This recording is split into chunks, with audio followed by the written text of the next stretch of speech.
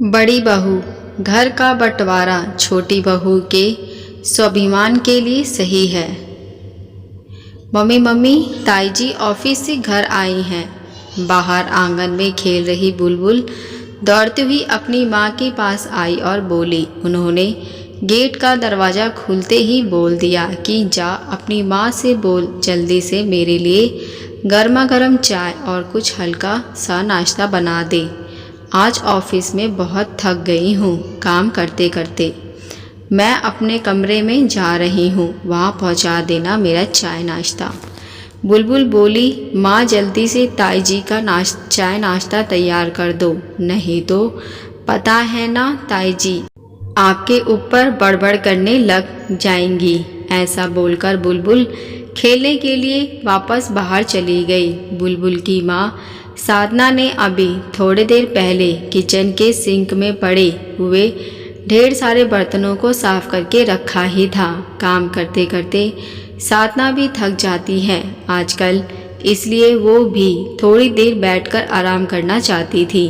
पर वो अपनी जेठानी मानवी के तेज गुस्सैल स्वभाव को जानती थी, इसलिए जल्दी से उसके लिए चाय नाश्ते की तैयारी करने चली गई। बाहर बरामदे में बच्चों का ध्यान भी रख रही साधना की सास यह सब कुछ चीज़ें देख रही थी। उनके मन में अपनी छोटी बहू के लिए एक दर्द भरी हुक सी बैठी।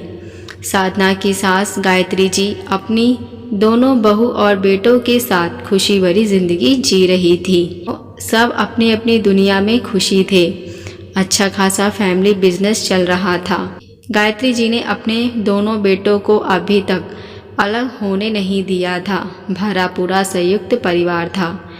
दोनों बेटों ने भी अपनी गृहस्थी अलग करने की बात नहीं करते थे। दोनों भाई एक दूसरे का पूरा साथ देते थे।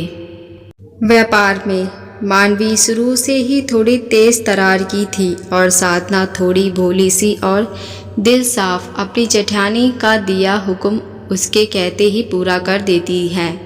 घर के सारे कामों की सारी जिम्मेदारियां साधना के ऊपर रखी हैं। जहां साधना का समय घर के कामकाज में गुजरता, वहीं मानवी का समय अपने दोस्तों के साथ किटी पार्टी में। सब सही चल रहा था, पर अचानक कोरोना के कारण गायत्री जी के बेटों का बिजनेस पूरी तरह से ठप हो चुका था। दुकान का किराया देना भी बहुत मुश्किल हो गया था।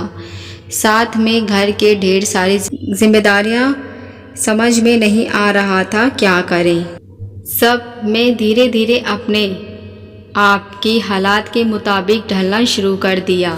थोड़े थोड़े पैसों से घर का गुजारा करना बहुत मुश्किल हो रहा था, और जब ऐशो आराम से रहने की आदत पड़ जाती है तो यह सब चीज़ें और तकलीफ़ देने वाली हो जाती हैं।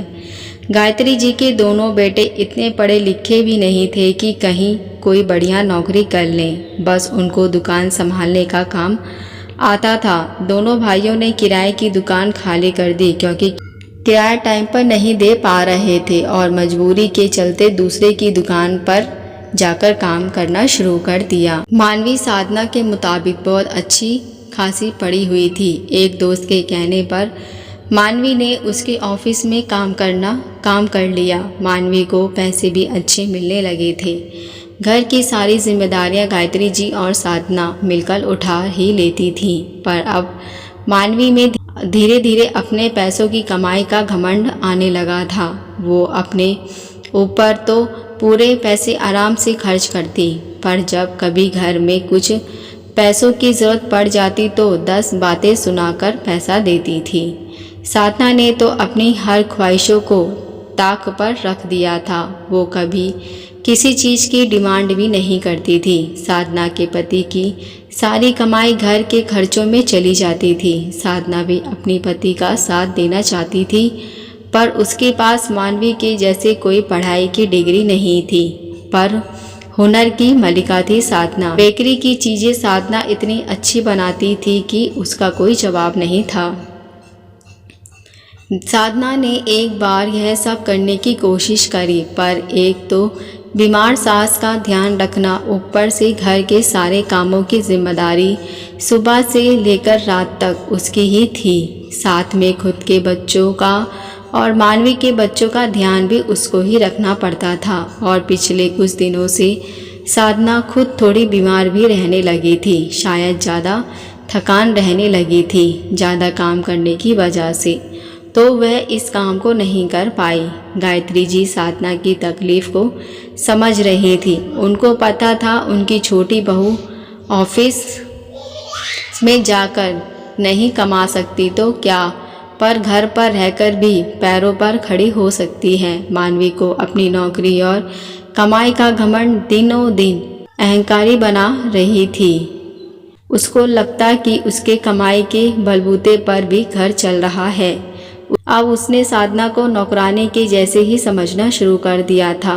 कभी सुबह जल्दी टिफ़िन तैयार नहीं होता तो वो गुस्सा हो जाती साधना के ऊपर। कभी उसके बच्चों के मनपसंद की चीज़ें नहीं बनती घर में तो साधना के ऊपर गुस्सा हो जाती। मानवी की कोई साड़ी प्रेस करी हुई नहीं मिलती, वह साधना पर चिल्लाने लगती और कहने लगती, तुम क्या जानो बाहर जाकर नौकरी करना कितना मुश्किल होता है। अरे तुम लोगों को तो घर पर बैठकर घर बैठे 4 रुपए मिल जाते हैं। तुम्हारे बच्चों की फ़ीस भरने में कितनी मदद करती हूँ मैं तुम्हारी, पर तुम थोड़ी समझोगी है सब करके इतने से काम करती हो वो भी टाइम पर नहीं कर पाती। बाहर जाकर काम करके देखो तो पता चले। साधना बच्चों के सामने शर्मिंदा हो जाती है। यह सब सुनकर उसको भी लगता काश उसके पास भी कोई डिग्री होती तो वो भी बाहर जाकर काम करती। अपनी जेठानी को कोई जवाब भी नहीं दे सकती थी क्योंकि अभी वो जेठानी जी के पैसों पर मोहताज थी। अब घर का सारा दिन का सिलसिला यही था। मानवी सिर्फ हुक्म देती थी और साधना को उस हुक्म को मानना पड़ता था। तभी बुलबुल विचारों में खोई हुई गायत्री जी के पास गई और बोली, लो दादी, माँ पकौड़ी खाओ, माँ ने सबके लिए बनाई है। देखो कितने टेस्टी पकौड़ी बनाई है मेरी माँ ने। बुलबुल की खिलखिलाती हुई हंसी देखकर मानवी जी के मन ही मन सोचने लगी, इस हंसी को मैं किसी के अहंकार के नीचे दबने नहीं दूंगी। शाम को जब दोनों बेटे दुकान से घर आए तो गायत्री जी ने सबको अपने कमरे में बुलाया और कहा, अभी अभी हमारे घर खुद को मोहपोश से निकालकर कुछ सही करने के लिए कुछ फैसले लेने होते हैं। मेरी और तुम्हारे बाबूजी की हमेशा यही ख्वाहिश थी कि हमारा परिवार बंधा हुआ रहे, एक जगह रहे, एक ही रसोई में बना हुआ खाना खाएं, कभी घर का बंटवारा ना हो, दोनों बेटे हमेशा एक दूसरे का साया बनकर रहें। गायत्री जी के बेटे बोले, हाँ माँ, है ना हम एक दूसरे के साथ। बोलो ऐसी क्या बात हो गई। गायत्री जी ठंडी सांस लेकर बोली, बेटा जिंदगी में एक बात सीखी है, चाहे साथ रहे चाहे दूर रहे, फर्क नज़दीकियों और दूरियां नहीं पड़ता, फ़र्क एक दूसरे के प्रति सम्मान और प्यार का पड़ता है। अगर रिश्तों में प्यार और सम्मान है तो रिश्ते कितने ही दूर क्यों ना हो हमेशा एक दूसरे से जुड़े हुए रहेंगे। वहीं जब रिश्तों में प्यार और सम्मान ना हो तो चाहे रिश्ते कितने भी पास क्यों ना हो, उसका पास में होने से कोई वजूद नहीं होता। मैं काफ़ी दिनों से देख रही हूँ मानवी बहू अब अपनी हदें भूलने लगी हैं। उसका घर की जिम्मेदारियों से कोई वास्ता नहीं रहा। साधना को तो वो एक मामूली इंसान समझने लगी है। उसको लगता है बाहर काम करने से उसका रुतबा बढ़ गया है, जबकि वह यह भूल गई है कि उसके बाहर जाकर काम करने से बुनियाद साधना के कंधों पर टिकी है। साधना ने उसके बच्चों की ओर और उसके सारे काम की जिम्मेदारी अपने पर उठा रखी है। वो घर से बेफिक्र होकर चली जाती है और अपने ऑफिस की सारी जिम्मेदारी निभा पाती है। उसके चैन की वजह साधना है, पर उसको यह सब दिखाई नहीं दे रहा है। वह जब चाहे साधना का अपमान कर देती है। बस अब मैं यह सब और बर्दाश्त नहीं कर सकती।